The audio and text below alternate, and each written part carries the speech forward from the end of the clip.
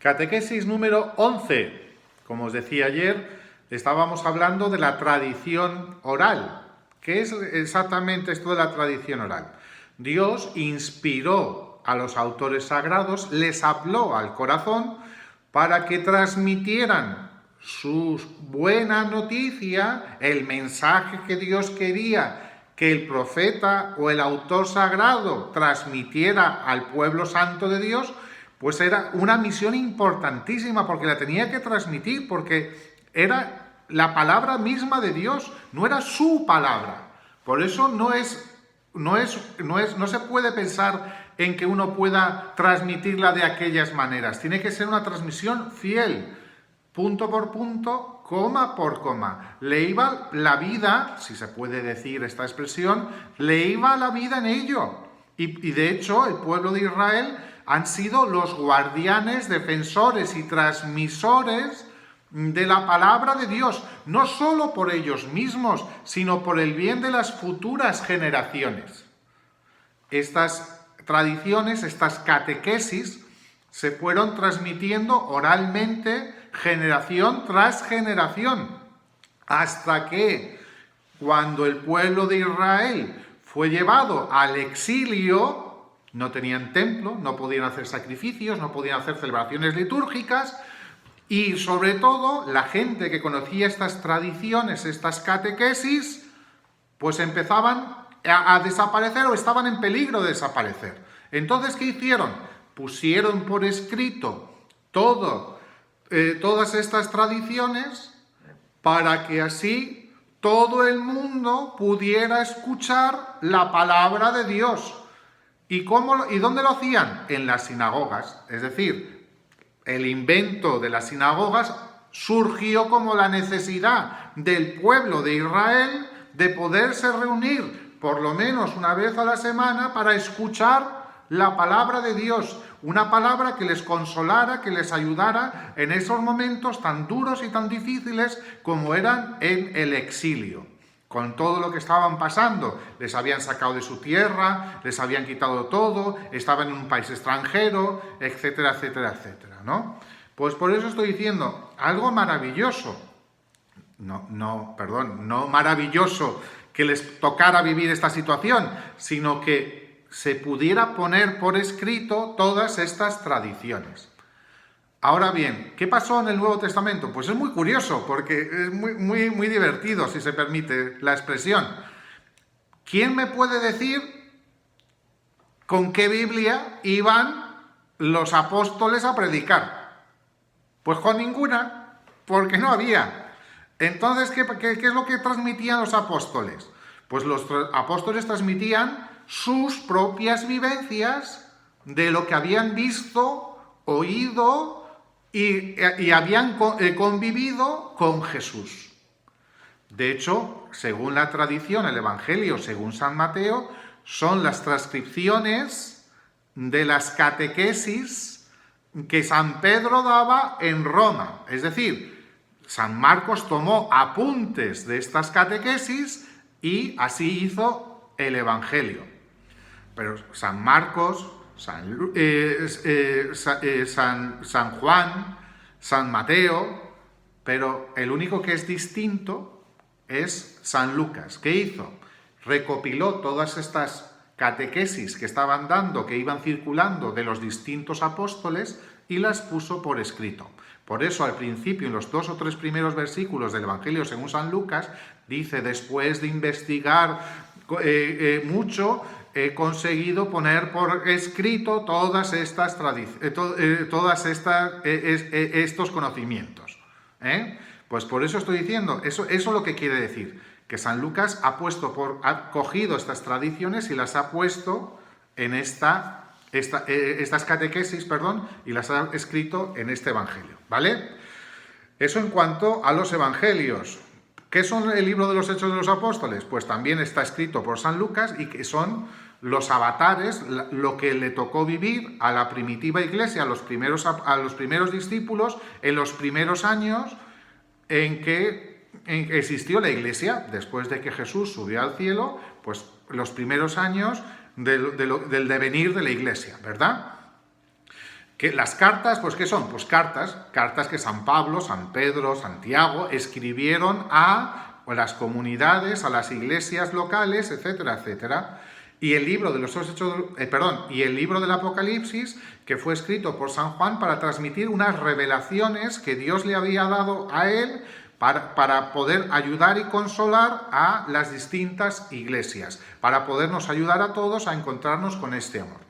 Por eso os decía, la Biblia es un tesoro, es una maravilla, es una bendición, es la palabra de Dios. Pero dicen los judíos que la Biblia es como un prisma de 70 caras. Es decir, tú lees la misma lectura y resulta que hoy te puede decir una cosa, mañana te puede decir otra, pasado puedes descubrir otro detalle, etcétera, etcétera. O sea, puedes ir descubriendo multitud de dimensiones, ¿verdad? Multitud de tesoros. Pero no solo eso, sino que resulta que la Biblia está haciéndose constantemente referencia a sí misma. Todos los textos están haciendo referencia a otros textos dentro de la Biblia. Y de hecho, yo no sé si habéis visto en las Biblias, en muchas de las Biblias, hay una cosa que se llaman los paralelos. ¿Veis? Estos numeritos que están aquí con unas letritas, pues hacen referencia a otras lecturas de la Biblia que hacen referencia a ese punto concreto de que está hablando la lectura correspondiente. Perdón. Sigo. Entonces, por eso estoy diciendo, es algo tremendamente maravilloso, porque la palabra de Dios, al final, ¿qué es? Es como una gran esfera en la cual todas las palabras hacen referencia a otras palabras. Y si nos metemos dentro de esta esfera, podemos ver y descubrir tantísimas maravillas, tantísimas cosas que el Señor nos quiere revelar. ¿Vale? Muy bien. Seguimos adelante. Muy bien. Entonces, ¿todo esto qué es? Porque estoy hablando de la Escritura, así en general. Y estoy hablando de la maravilla que supone la Escritura, ¿verdad? Muy bien. Pero ¿esto qué es? Esto es lo que nosotros conocemos como el depósito de la fe. ¿Y qué es el depósito de la fe? La verdad, o sea, el punto, la guía, el lugar donde la Iglesia tiene que ir a buscar para saber si algo está revelado por Dios, si es voluntad de Dios o no. Así de claro. Porque la Escritura no miente, la Escritura habla de Dios, la Escritura nos habla de Jesucristo, nos ayuda a encontrarnos con una persona viva que es Cristo. Pero de eso ya hablaremos después. La Escritura es este tesoro.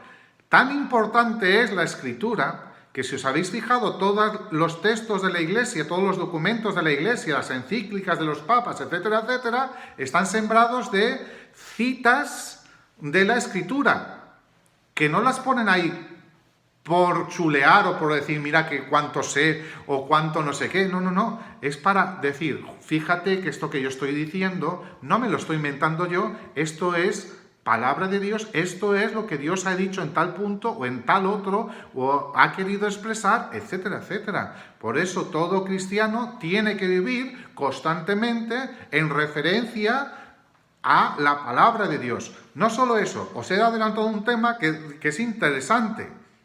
Resulta que somos custodios, la Iglesia somos, que sería el punto siguiente, ¿a quién se le ha confiado el depósito de la fe? Punto número 15. ¿A quién se le ha confiado? Pues al pueblo santo de Dios.